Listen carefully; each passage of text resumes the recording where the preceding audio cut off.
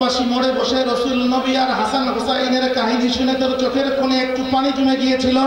ওই পানিটুকু ফেরেশতারা ধরে তাদের কুদরতি হাত দিয়া জান্নাতুল ফেরদাউসের ফ্রিজের মধ্যে রক্ষণাবেক্ষণ করেছে। আজকে তোর বিপদের সময় তোর ওই কান্নার চোখের পানিটুকু তোর আমলনামার পাল্লায় দিয়ে দিছে, যায়ের বিনিময়ে তোরে আল্লাহ জান্নাতুল ফেরদাউস দিছে। এরকম একটা মাহফিল আপনারা বসছেন। আরো বলি, আমি এখনো ভূমিকায় আছি, হবে ভূমিকা শুরুই করি। ভূমিকা সালাম দিচ্ছেন আসতে কেন, সেই ভূমিকায় শিখাচ্ছি, ট্রেনিং দিচ্ছি। Must be all of you.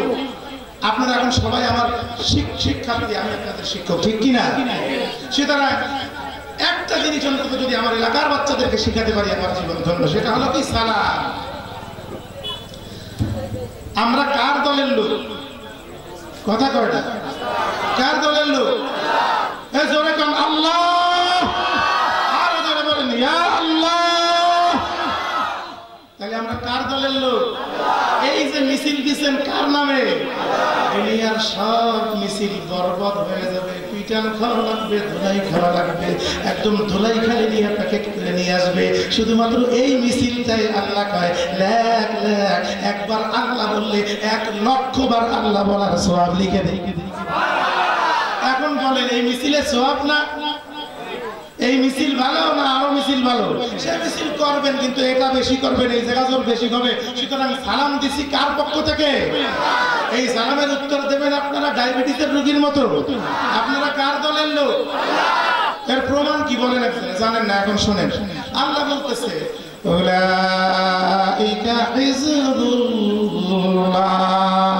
আলা ইন্না হিজবাল্লাহি হুমুল মুফলিহুন। যে লোকরা মাহফিল শোনে, যাদের মাথায় টুপি, যারা দাঁড়িয়ে যায় বসে যায় ভালো কথা শোনার জন্য, যারা দান সাকাত করে, মসজিদে নামাজ পড়ে, ভালো কাজকর্ম করে, এই লোকগুলা আমার দলের লোক। কে কইছে? তাহলে আল্লাহর ঘোষণায় আপনারা আল্লাহর দলের লোক। আমাদের দল বিভিন্ন থাকতে পারে, আওয়ামী লীগ, বিএনপি, জামাত, জাতীয় পার্টি, যাই থাকে, বুঝলেন? সব কিছু করা যায়, ওই যেটা বাদ দিয়ে বেশি এটা করা যায়। এই সব দলের লোক হইতে পারেন, কিন্তু যখন আল্লাহ, রাসূল, নবী, কোরআন, হাদিসে কেউ আঘাত করে, বলেন তো কেউ বলে যে আমি ওই দল করি, আমি যাব না, তখন আমরা সবাই নির্বিঘ্নে নির্দ্বিধায় নিজের রক্তকে প্রতিষ্ঠা করে লাফায়া হুঙ্কার দিয়ে পাকের মতো লাফায়া পড়ি। আল্লাহ, রাসূল, নবী, কোরআনের উপরে কোন রকম আঁচ আসতে দেই না, ঠিক কিনা? তখন আমাদের কোনো দল থাকে না। কার দল হয়? এটা হলো অরিজিনাল দল। দুনিয়ায় থাকলে আপনার যদি মনে চায়, ভালো লাগে, যে কোনো দল করেন, আপনার ইচ্ছা, কিন্তু আসলে আমরা সবাই কার দলের লোক? আল্লাহর দলের লোকের সালাম ডায়াবেটিসের মতো কেন বালাম? সালাম আমি আবার দেই, আপনারা ইচ্ছা মতো মন ভরে যত দূর মাইকের আওয়াজ যাচ্ছে মা বোনেরা আসতে দেবেন, বাকি সবাই সালাম দিবেন যেন মনে হয় এখানে সালামের কম্পনটা আল্লাহর আরশ পর্যন্ত পৌঁছে গেছে। এই সালাম লিখতে লিখতে ফেরেশতারা পাগলের মতো হয়ে বলতেছে রব্বুল আলামিন, সালাম লিখতে লিখতে খাতা ভরে গেছে। আল্লাহ বলবে খাতা বাদ দে, ওরে জাহান্নাম থেকে নাম কেটে জান্নাত দিয়ে দেবে। পারবেন না? খারাপ লাগতেছে? 9:45 পর্যন্ত টাইম চলবে? কয় হুজুর এটা তাবিজ দেন? তা দিছে তাবিজ, বিয়াকেলের ঘরের বিয়াকেল তাবিজ দিছে 2.5 কেজি ওজনের। টানতে টানতে প্যারালাইসিস হয়ে গেছে। হুজুরের কাছে তাবিজ নেছে কার? হুজুর আমার তো পোলাপান হয় না, আপনি একটা তাবিজ দিলে যদি আল্লাহ রহমত করে একটা তাবিজ দেন, আপনার তাবিজে কত মানুষের পোলাপান হয়েছে আমার। তা দিছে ওটুকুটা টাইপের। তো তাবিজ নিয়ে 2.5 বছর টানতে টানতে ও আর হালুয়া টাইট। ও চিন্তা করে তাবিজ কবে নামাবো, হুজুরের অনুমতি ছাড়া নামাইলে তো অন্য কিছু হয়ে যেতে পারে। হুজুর রে আর খুঁজে পায় না, হুজুর তো 2000 টাকা পাইছে নিয়ে ফাটান ফাট। কিছুদিন পরে দেয় হুজুর বঙ্গবাসী মোড়ে বাস করে হুজুর, হুজুর এটা কোনটা? ওই যে তাবিজ 2.5 কেজি। হুজুরটা খাইছে রে, আমি কেন এই জায়গায় আসি? এই বিয়ার কেলের টাকা না দিয়ে গেলে তো আজকে আমার জায়গায় মারবে।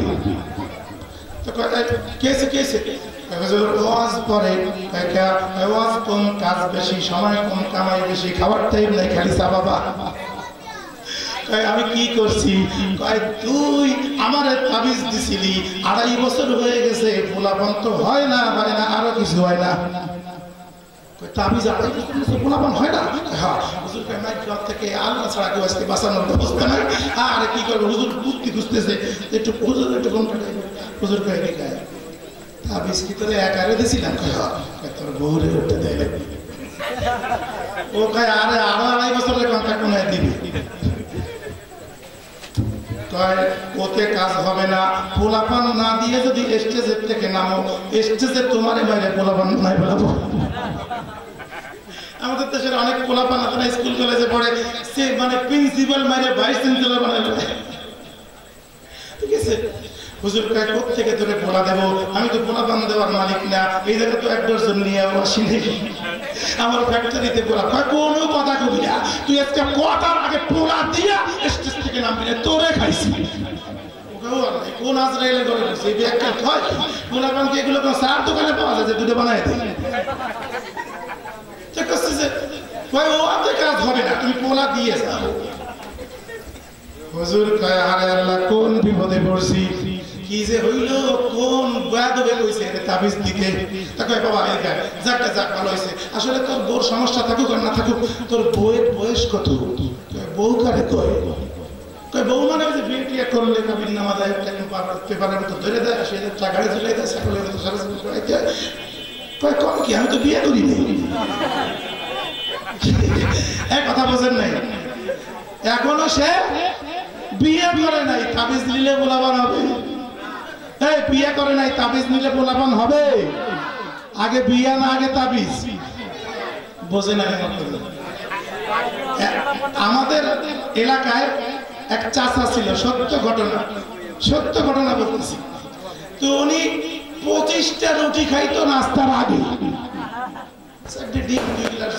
একটু মাছটা ছেলে ভালো খেতে পারে তো ওনার বউ পেয়েছে তুই নাস্তা বাইরের থেকে করে আসবি ব্যাগ তারপরে ঘরে আসবি তো জনমের খাওয়া খাইতে খাইতে হঠাৎ একদিন ডায়াবেটিস হয়ে গেছে ডায়াবেটিস তো তখন মানুষ বুঝতো না আমাদের গ্রামের মানুষ তো বারবার পেশাব করতে তো ভালো লাগতো না দিন কিন বউ ধরে গোবর বলতে গেছে চেক করে নিয়ে এসে তো চেক করতে ডাক্তার দেখে ডায়াবেটিস 36 ডাক্তারই হার্ট ফেল করার মতো অবস্থা ডাক্তার এটা মানুষ না পাই যাবা এ করছে কি তো খালি ডায়াবেটিসই আছে কোনো মানুষজন নাই ডাক্তার আসে এত চিন্তা কেন তোমার ডায়াবেটিস হয়েছে তুমি তো বোঝে না ডায়াবেটিস কি ডাক্তার ডায়াবেটিস কি কম না বেশি না বেশি হয়েছে উনি মনে করছে ডায়াবেটিস নাস্তার পরোটার নামটা হবে কোনো খাবার চা খাইলে বেশি তো খাবো সমস্যা ডাক্তার কয় ব্যাককেলের ঘরের ব্যাককেল আজকের থেকে তোর সব খাবার বন্ধ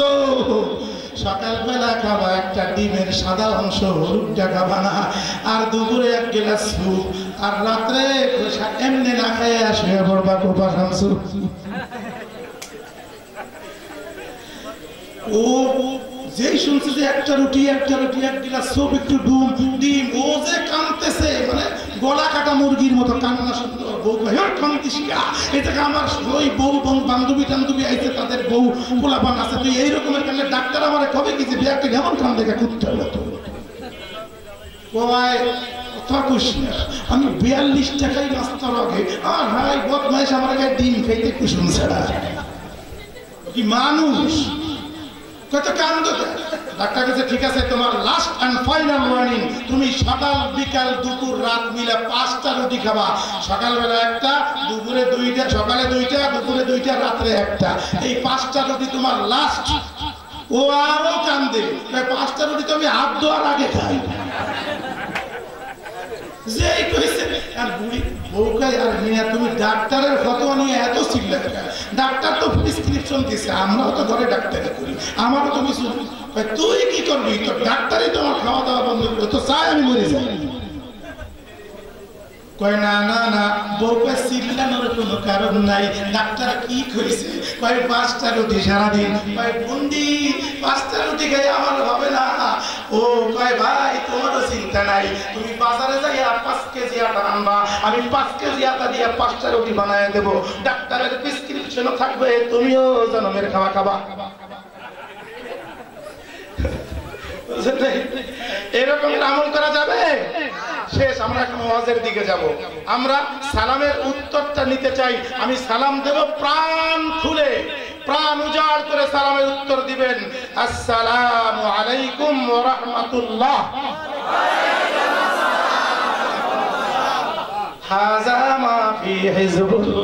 এটা আল্লাহর দলের কাম না। একজনে ধরে আর একজনে ছাড়ে, একজনে টানে আর একজনে আটে, ওদিক যায় ডান দিকে যায় বাম দিকে যায়, এরকমের উত্তর না। ধরবেন একসাথে, মারবেন একসাথে। আপনারা কার দলের লোক? আপনারা কার সরদার? আপনারা কার বাহিনীর লোক? যদি তাই ভাই শুরু করবেন একসাথে, ছাড়বেন একসাথে, টার্গেট যেন মিস না হয়। Must be I have go to that target. একদম সুন্দর করে বলতে হবে, ধরার ছাড়া একসাথে মারতে হবে। আসেন পিছনে যারা বসে আর দাঁড়িয়ে আছে, যদি মনে চায় কি বসে যান। এই প্যান্ডেলের মধ্যে যদি আপনার মাথা আসে, এই আওয়াজ যদি আপনার কানে যায়, আমি এই আওয়াজ শোনার পরে এই প্যান্ডেলের যে কোনো খালি জায়গার নিচে যদি আপনার মাথাটা প্যান্ডেল পর্যন্ত এসে যায়, কিয়ামতের ময়দানে নয়, এই প্যান্ডেল থেকে জান্নাতের টিকিট আপনার হাতে। What you need? If you need go to the paradise, come on the pandel. If you go to hell, as you like. জান্নাতে যদি যেতে চান, প্যান্ডেলে এসে যান। আর যদি অন্যটা চান, আপনার যেমনি মনে চান। সালাম একসাথে ধরা, একসাথে দেওয়া। আচ্ছা আবার খেয়াল রাখবেন, আমি শেষ করলে ধরবেন। আপনারা সোলজার, আপনারা কি? আপনারা আল্লাহর বাহিনীর লোক না? মিথ্যা কথা।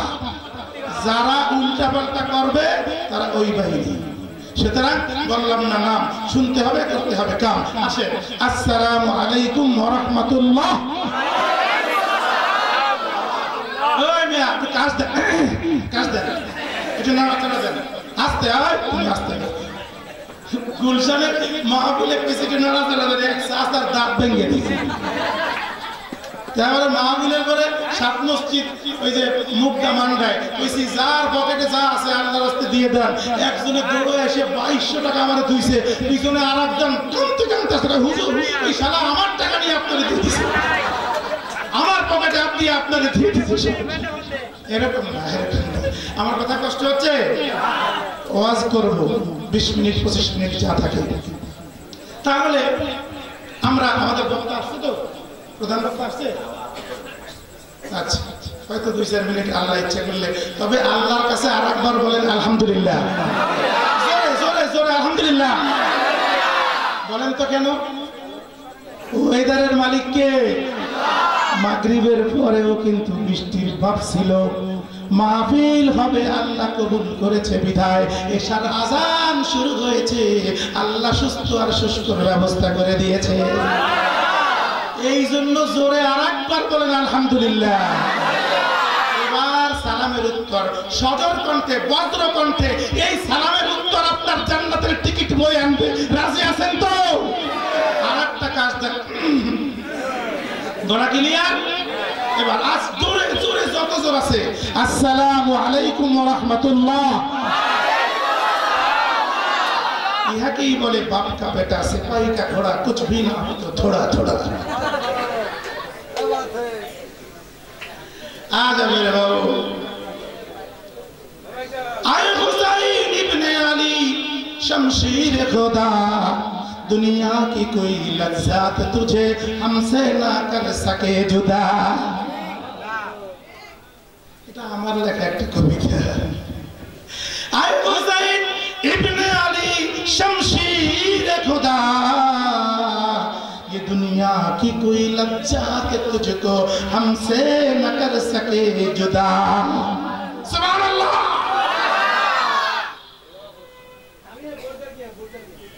ताकि हम तेरे गुन कहते रहे हो फुरत के तीर में, और चलते रहेंगे सारे क़यामत तक तेरे ही गुण के रहना में।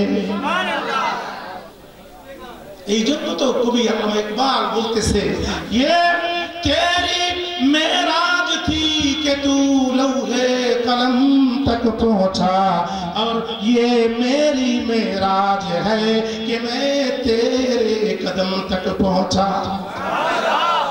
अल्लामा इकबाल बोले गलियों में तेरी गिरता गलियों में तेरी फिरता कदमों में तेरी गिरता काहे जा रे रोता काहे बेकरार होता।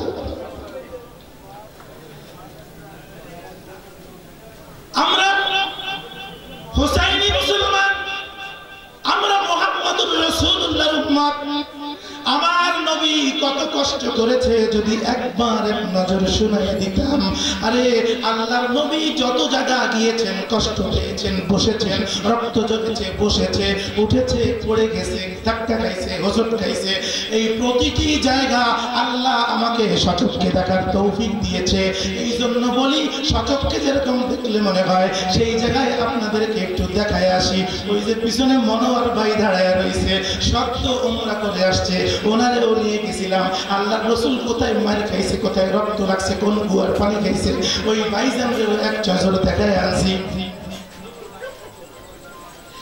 আমার নবী কোথায় পাওয়ার পেয়েছে, পাওয়ারটা কোথায় এসেছে, যেহেতু কানেকশন হচ্ছে পাওয়ার হাউসের সঙ্গে।